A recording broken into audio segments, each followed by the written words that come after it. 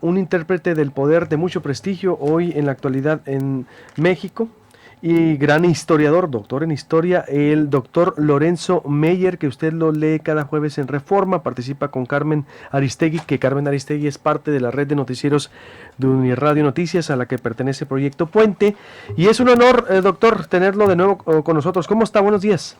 Muy buenos días, pues listo para responder sus preguntas. Al contrario, gracias. Doctor, usted, por supuesto que conoce también la historia del país, ¿qué nos pudiera decir de los conflictos entre gobernadores y presidentes? Nosotros tenemos registrados desde la rebelión de Adolfo de la Huerta, pasando por Fausto Topete, Emilio Portes Gil, Ramón Ramos, lo que fue Plutarco Elías Calles, pero ¿quién mejor usted para interpretar los conflictos entre gobernadores y presidentes de Sonora y en otros estados? No sé con qué pudiéramos empezar el análisis. Bueno, mire, gracias por decir que soy un conocedor del tema. En realidad no soy, pero... Bueno, de la historia de México, sí. Intentaré. Yo supongo que la fuente del conflicto ya con un México que formalmente era una nación, aunque en la realidad aún distaba mucho de serlo, que es los 1820, 1830, el debate político, al menos entre las élites. Yo creo que a nivel de popular no era ese el problema, pero a nivel de las élites, el federalismo o el centralismo. Era un debate serio, de fondo, y por un tiempo lo fue ganando el federalismo. Los poderes en los estados eran relativos al poder central mayores. Había estados con muchos recursos económicos, como es el caso de Zacatecas, que podían darse el lujo de retar a un poder central que era muy, muy débil y que cambiaba de manos con una frecuencia asombrosa. Las estadísticas de los 1820 a los 1850 de cómo cambió el poder central, había años en que podía haber 2 o 3 presidentes. En ese caso, vaya que si el poder de los estados era mayor.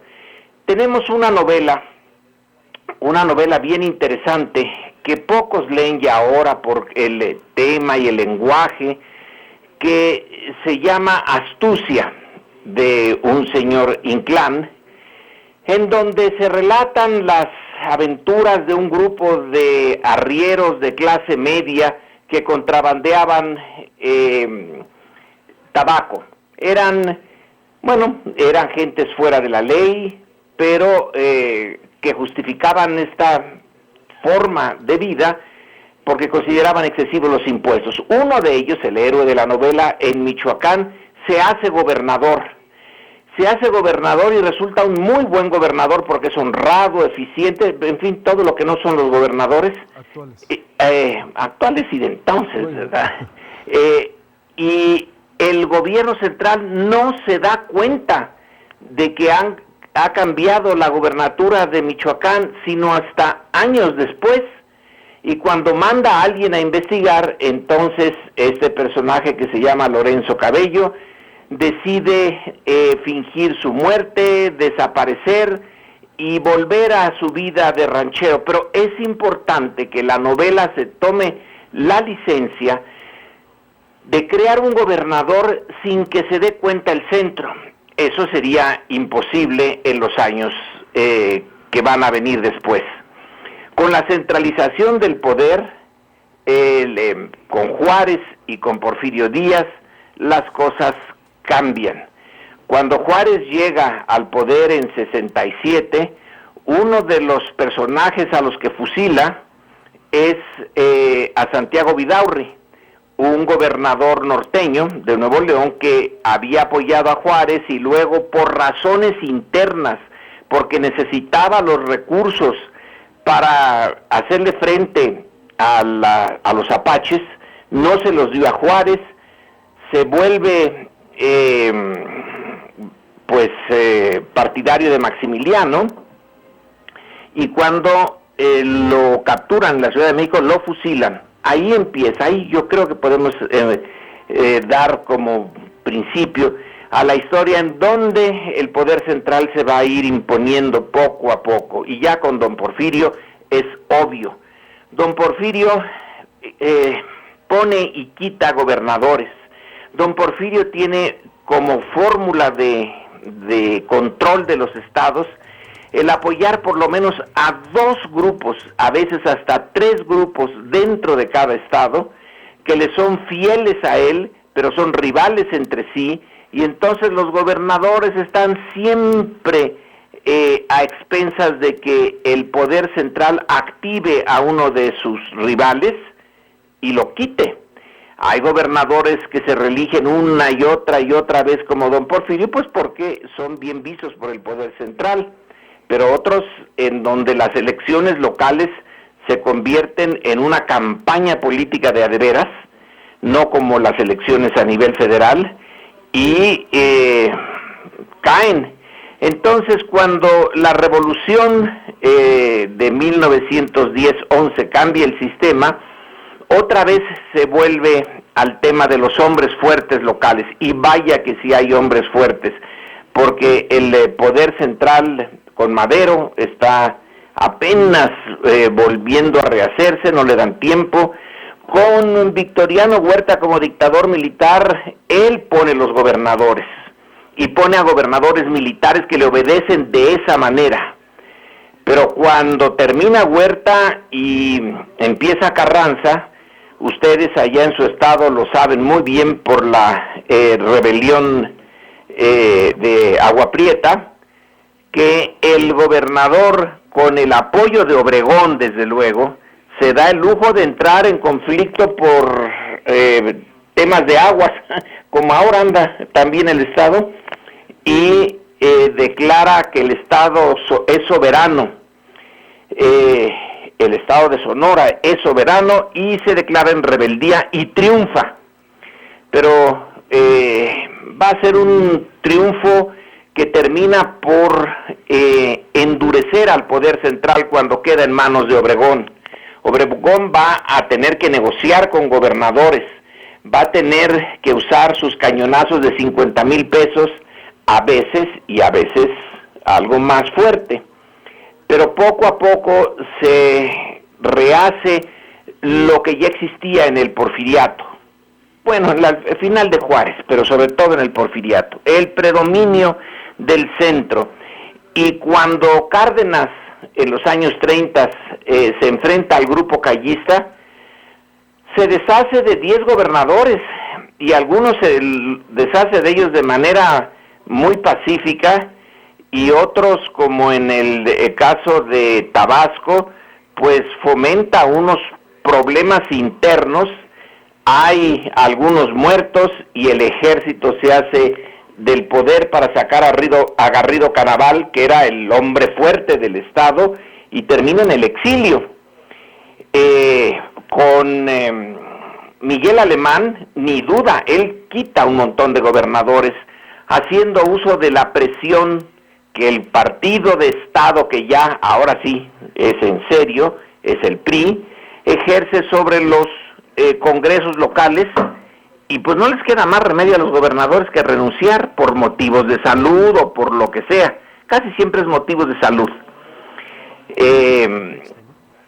Carlos Salinas quitó tantos o más gobernadores que Cárdenas, creo que fueron 11 gobernadores los que quitó.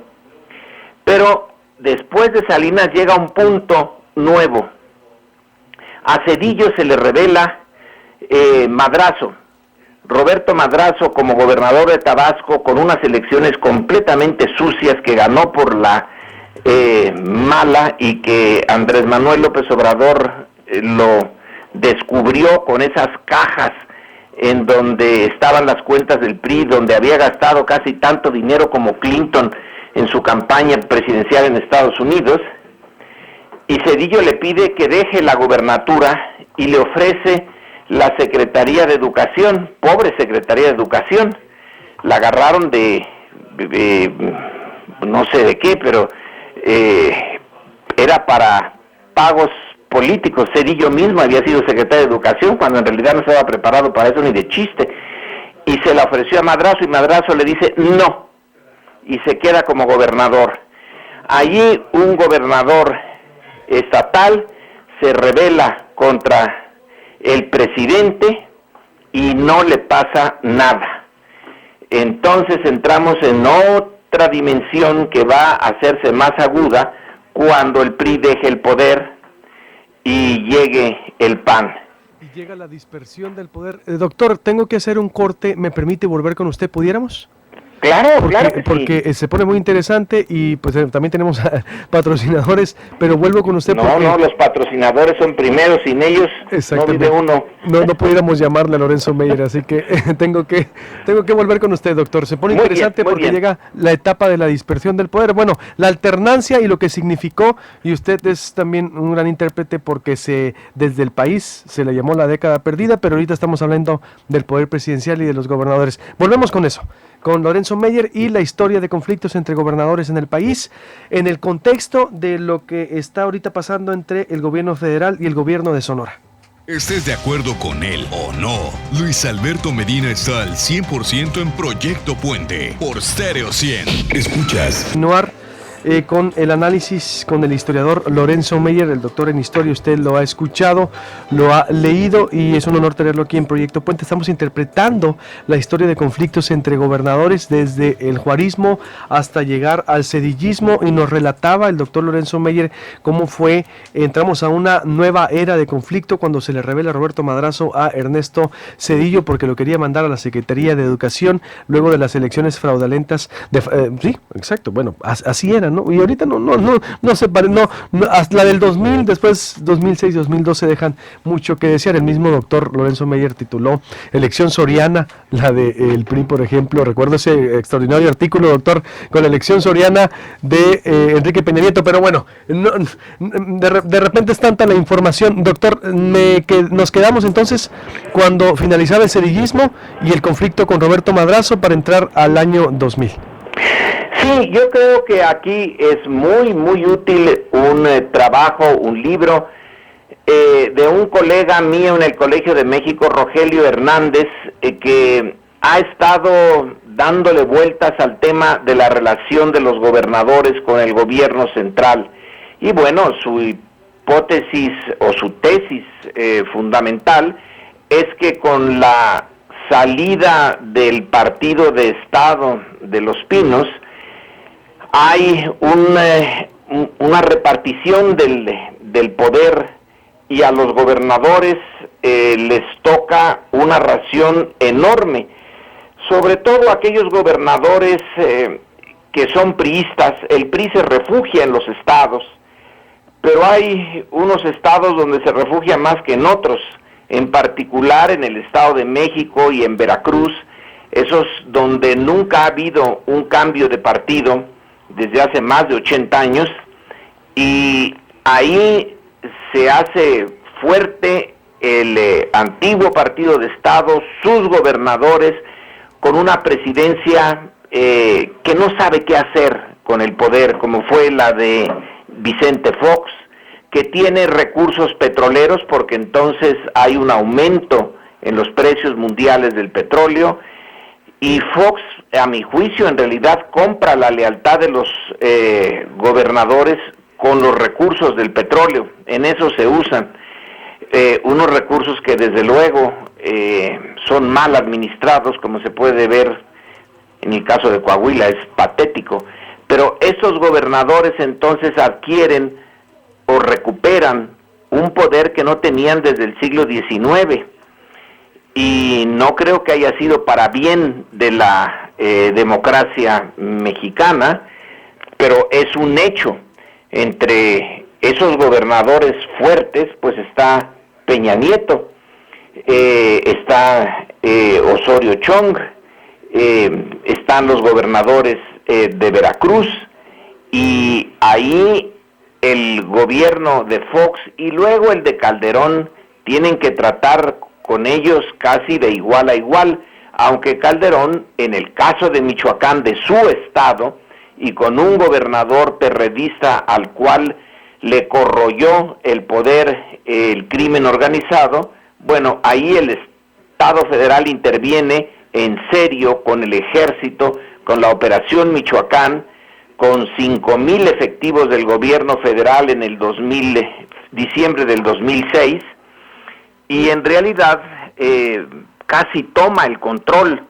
Entonces, en estos últimos años hay un enorme espectro de posibilidades en las relaciones gobierno federal y gobierno de los estados, desde aquellos en donde los gobernadores llevan la batuta y ni Fox ni Calderón les pueden hacer nada, hasta aquellos en donde se les disuelve el poder en las manos a los gobernadores y entra no precisamente a arreglar las cosas, pero sí entra de manera muy clara el poder federal, como es el caso de Michoacán con el gobernador Godoy.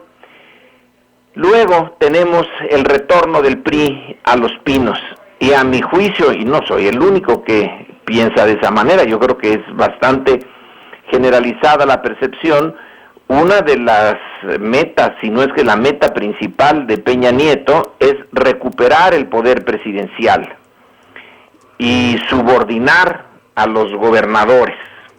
Entonces, en el caso de Sonora, estamos viendo un capítulo de esta obra mayor, un capítulo en donde un panista, cuando el PAN ya ha quedado prácticamente deshecho después de 2 fracasos consecutivos en la presidencia, tiene ya muy pocas posibilidades, tiene pocos gobernadores y tiene una cola que le pisen enorme.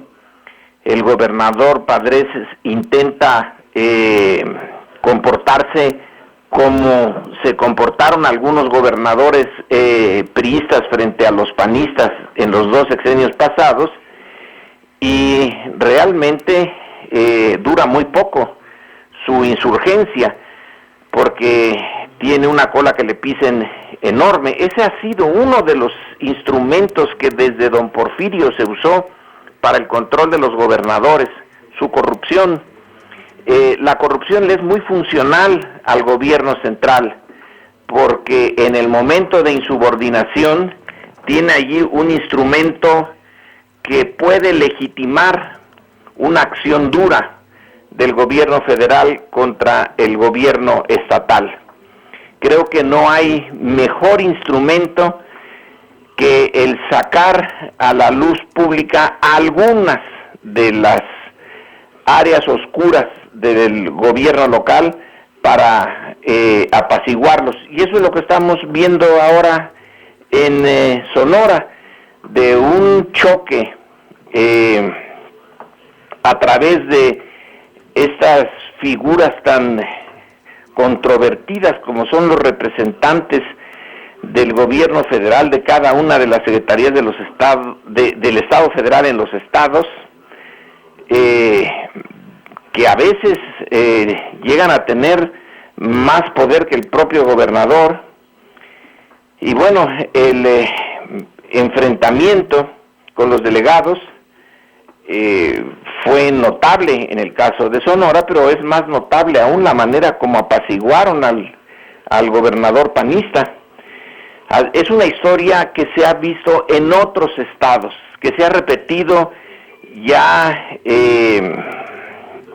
por más de 140, 150 años, y yo creo que es nada más un episodio en una relación siempre compleja entre gobierno federal y gobiernos estatales. ¿Y hacia dónde terminaría, cree usted, esto, doctor? Ciertamente todo lo que el contexto que usted dice enmarca con lo que estamos viviendo. Es decir, ¿cuál sería dentro de esa dispersión del poder o de la crisis institucional o parafraseando a su última obra, de la democracia autoritaria que vivimos en el país, porque no tenemos una rendición de cuentas y el conflicto político llega solo a efectos declarativos de debate de opinión pública sin de rendir cuentas realmente en castigos por los excesos de los gobernadores o de los funcionarios. ¿Hacia dónde cree usted que pueda llevar esto? Los análisis que he leído en la Ciudad de México, no sé si los comparta, pero por ejemplo decían, a ver, Peña Nieto está mandando mensajes que vienen en serio porque ha encarcelado a Elvester Gordillo, porque ha, en este caso, pues sacudido a Michoacán, a la REA. Los reportes que está dando Joaquín López Dóriga dice que la REA se le quiso revelar y el presidente, si creo que está enterado, dijo no, voy en serio contra la REA porque intentó extorsionarlo con 200 millones de pesos para la campaña del PRI. Digo, en esto que vive o lo que es México, doctor, y lo que usted conoce también, ¿qué pudiera pasar entre el conflicto gobierno de Sonora y gobierno federal, tomando en cuenta que hoy lo arropa el Senado y no estamos como en el 1935 que puedan ordenar la desaparición de poderes para castigar a un gobernador? Es decir, ¿qué cree que pudiera pasar en este affair? Sí, no puede ordenar la desaparición de poderes, aunque en Michoacán pudo, pero no lo hizo porque estaba complejísimo desaparecer los poderes a la antigua, y habría la posibilidad de una nueva elección en un momento en que nadie tenía los hilos el control de los hilos en la mano, y prefirieron no hacerlo. Creo que sí hay estados en los que podría Peña Nieto, a través del PRI, manipular al Congreso, no me queda duda, pero no le conviene. ¿A dónde vamos? Lo de la relación gobernadores-presidente es solamente una parte de una pregunta mucho mayor. El sistema político mexicano no alcanzó a transformarse en democracia, pero tampoco creo yo que sea muy fácil volver al sistema autoritario tradicional. Estamos en un punto intermedio en donde nada está consolidado. Sí me queda clara la decisión de Peña Nieto y de su secretario de Gobernación de avanzar lo más que se pueda el poder del gobierno federal en esta, digamos, política de élites, política de clase política. Pero la sociedad mexicana también es hoy un actor. No lo estamos tomando en cuenta en este análisis que estamos haciendo ahorita. Está en la cúspide de la pirámide, pero abajo, en el pasado, pues se movía muy poco. La sociedad mexicana realmente estaba muy sometida y sojuzgada. Yo no sé qué podría pasar en una lucha entre gobierno federal priista y un gobierno del Distrito Federal, por ejemplo, que ya se acostumbró, no es que sea ejemplo de transparencia, limpieza, etcétera, lejos está de eso, pero la sociedad del DF es una muy, en términos relativos, muy independiente, y no creo que se pueda someter a esa sociedad tan fácil como está sometida la del Estado de México, por ejemplo. Un colega, Sergio Aguayo, en un libro que todavía no sale en papel, pero está ya en su versión electrónica, hace una comparación entre los indicadores de cultura política del Estado de México y del DF, y aunque ambas comparten una zona metropolitana que tienen pues las mismas características, resulta que en cultura política son muy distintas, y es que la historia del Estado de México ha sido una de sometimiento. No ha tenido oportunidad realmente de desarrollar una cultura cívica ciudadana. Entonces, en algunos estados yo creo que sí se puede casi volver a recrear el modelo anterior, pero en otros no. Y yo no sé cuál es el caso cómo va a ser el caso de Sonora, en donde viene escándalo tras escándalo y motivos de agravio para la sociedad de Sonora. Que eso tiene, supongo yo, que movilizar al menos a una parte de la opinión pública de la sociedad sonorense, y también va a ser un actor político. Insisto, hay estados en donde la sociedad casi no aparece y otros en donde está trastocando las viejas fórmulas. La sociedad poblana, por ejemplo, ya el gobernador de Puebla Moreno Valle no puede hacer lo que él quería. La muerte de un niño, de un adolescente, le ha causado unos problemas que se vienen acumulando con los que tuvieron sus antecesores, el llamado gobernador precioso de Puebla, con el escándalo de Lidia Cacho. Ya quedó bastante tocada la fuerza del gobernador. Entonces estamos en una coyuntura en donde el poder central quiere una cosa, los gobernadores se acostumbraron a tener un mayor poder en el pasado inmediato, la sociedad a involucrarse más, y todo este rejuego no termina por consolidar una forma clara y definida de institucionalidad política. Apenas estamos negociando cómo va a ser. Yo creo que hasta el final de Peña Nieto y el próximo sexenio se podrá hacer un juicio sobre cómo se van a definir las nuevas relaciones políticas, entre ellas la del gobernador y el centro. Por lo pronto, entonces, esperaríamos a una voluntad también política del presidente en querer actuar. Por último, doctor, entonces, me queda claro, dadas las limitaciones del poder. Pero con la sociedad, no como el actor principal, porque no lo es, desafortunadamente, pero más importante que en el pasado. Es decir, desastres como el temblor del 85 que ahorita se hablaba aquí en la Ciudad de México, eso tuvo repercusiones de largo plazo en movilizar a la sociedad.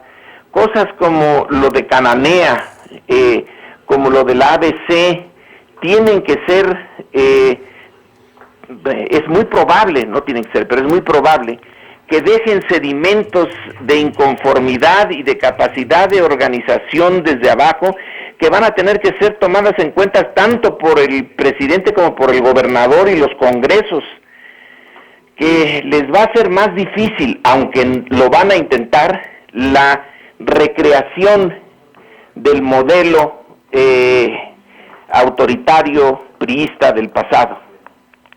Doctor, le agradezco mucho, en verdad, como siempre, su análisis y colaboración contribuye mucho a enriquecer el debate. Voy a dar pie a debatir aquí con historiadores de Sonora, Carlos Moncada y el Vaselina Soto, nuestros colaboradores, para precisamente analizar un poco más de lo que fueron en Sonora el transcurso de la presidencia de Emilio Portes Gil con Fausto Topete, Ramón Ramos, Carlos Armando Viebris y Luis Luis Echeverría, que usted también lo tiene registrado. Vaya.